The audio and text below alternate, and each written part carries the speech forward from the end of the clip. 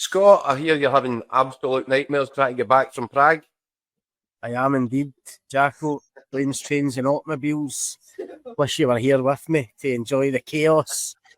I've even had to see off Andy Newport. He's literally in that queue behind me going to Frankfurt, and I'm going to Zurich, and then we're going to meet up again at London City before finally getting back to Scotland. So.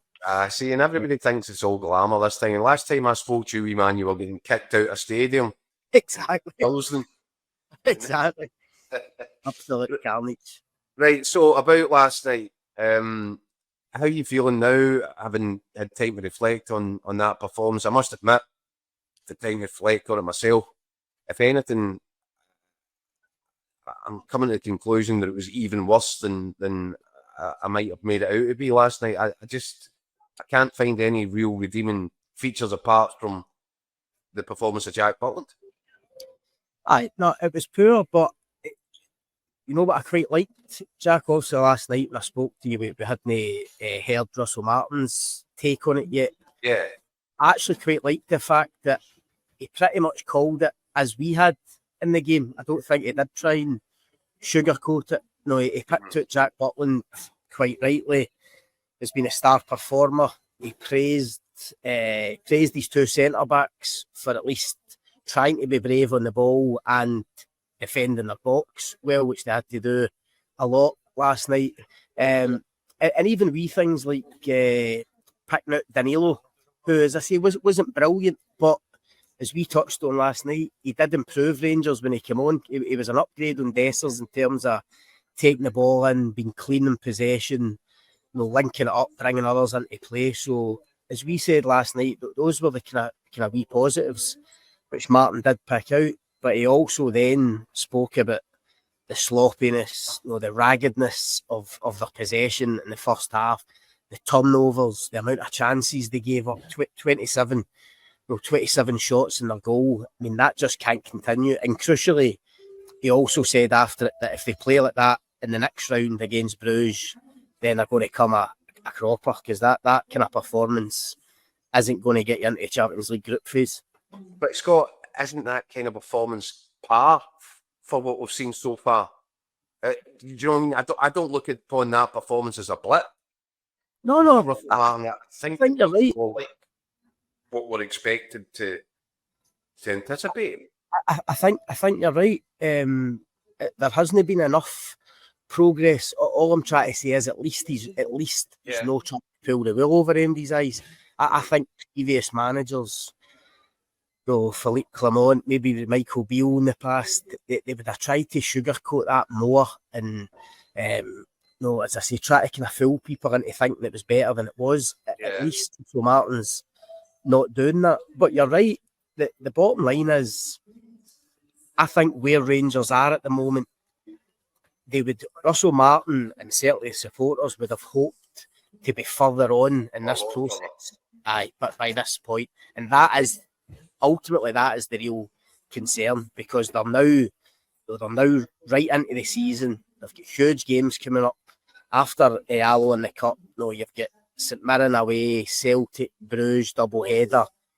Huge games where they really need to be at it, and it just doesn't look as if they're at that stage yet. And how he fixes that so quick and gets the level up so quick, I'm not sure. I think it's going to be difficult. Yeah, that's the thing that I think Rangers fans, the reaction, I thought we were quite strong last night. The Rangers fans have reacted a whole lot more strongly. It feels as if he's almost out of time in terms of trying to win them back on side. I don't know what winning them back on side looks like from this point, Scott. Obviously, they can't even contemplate an exit in the Cup against Alloa. But as you said, that then tips them into a run of fixtures, St Mirren away and the Old Firm domestically with the two games against Bruges. I have to tell you, Scott, I'm not confident about Russell Martin's chances of getting the results that he's going to require in order to buy himself any more time or patience. No, neither am I.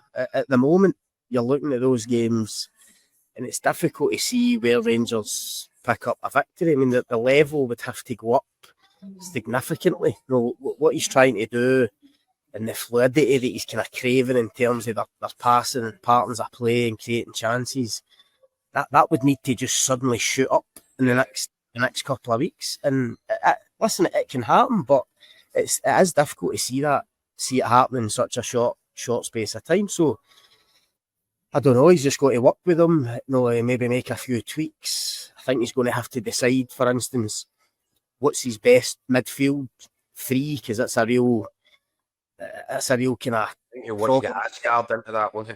Well, that's the thing. I mean, Asgard and Mikey Moore, you think will play some part against Alloa on Saturday, so it just gives them different options, you know, middle to front, which I think they're kind of crying out for at the moment. So that would help. You say that, Scott, right? But Dessel's made his way home in a brace after last night's game. We don't know the extent of this injury. It looks as if it's cause for concern. Now, if you're Russell Martin, how's your luck? Because Rangers obviously had been in discussions with AK Athens, possible £5-6 million deal there. The other kind of side of that coin was that Igaman might be sold. Now, if Dessers is out, you've lost your deal to sell him because can't be done. But also, I'm not sure you can then even think about selling Igaman. That's potentially £20 million worth of incomings that could be on the line here as well. And it leaves them in a situation that I don't know where they fund, if they've got an idea about who they want to bring in as a striker. I'm not sure that will be able to happen if Dessers is out for the sort of medium to long term. But see before there was any speculation about Dessers and Igaman, Jacko, in the summer, they still needed a striker.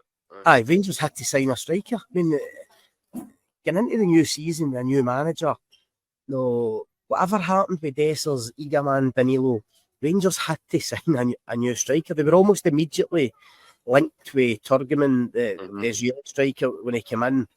Why that deal's not happened, I don't know. Is it because they expected people to go out and that kind of had to happen first? Possibly. But as you say, Dessers obviously picked up an injury now. They're struggling for goals for open play, whatever way you look at it. I just think they need to go and sign a striker. I mean, Igaman is going to be back in the squad, apparently, for Saturday. According to Russell Martin, there has been no bids for him, despite loads of speculation over the summer in terms of Leo and others. But he said that he's going to be back in the squad, and there's been no bids, and they're looking to try and get him up to full speed again. So does he suddenly become a big part of it again? And does he become the number 9? Personally, I would doubt it. Scott, I'm telling you now, you could have Kylian Mbappe as the number 9 on that side. If he's not getting chances, if the ball's not coming into him, if nobody's creating anything, it doesn't matter. And I think that seems to be a major problem with stylistically how Russell Martin's team is set up just now. They're not creating anything for any striker. You're right, they're not creating enough. The possession that they do have, I think somebody, I might have got this wrong, I'm sure somebody posted they've had like 68% possession over the two legs against Pilsen, but I don't think that really related into chances created. Do you know what I mean? So that suggests then that there's a lot of possession for possession's sake, which was the big kind of fear when Russell Martin came in, that it might look like that, certainly initially.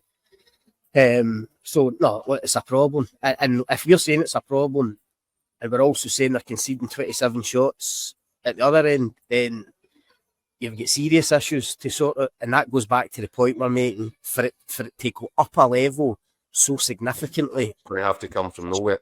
Short space of time is going to be difficult. So he's going to come under big pressure, I think, the next couple of weeks. Okay, Scott, shortly before you jump the flight, just give us a quick one to this. Do you see problems against Alloa this weekend? Is that a ridiculous question? I don't think so. I think Asgard, Mikey Moore will come in.